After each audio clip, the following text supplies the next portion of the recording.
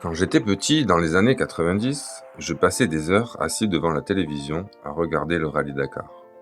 Je rêvais devant ces voitures qui traversaient le désert, les dunes immenses, les pistes perdues au milieu de nulle part, et cette arrivée mythique au lac Rose. À cette époque, le Dakar allait encore vraiment jusqu'au Sénégal, et pour moi c'était le symbole ultime de l'aventure. Et puis il y avait aussi ce panneau, quand je rentrais de chez mes grands-parents pour revenir à la maison. Millau, ville jumelée avec Louga, Sénégal. Je l'ai vu toute mon enfance, sans vraiment imaginer ce que cela susciterait un jour.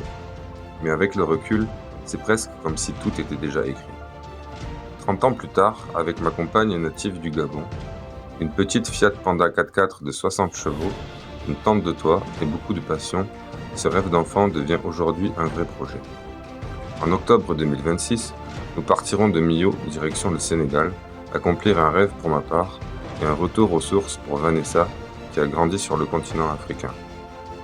Nous traverserons nous aussi le Maroc, la Mauritanie, les pistes, le désert jusqu'à Dakar.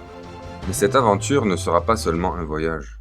Nous voulons aussi participer à notre manière à l'écriture du grand livre de la vie, en apportant 1001 stylos à une école de Louga pour qu'à leur tour, des enfants puissent eux aussi écrire leur propre histoire.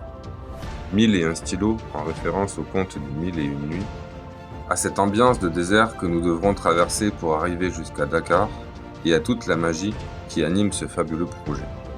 Parce qu'au fond, les plus grandes aventures commencent souvent par un simple rêve d'enfant.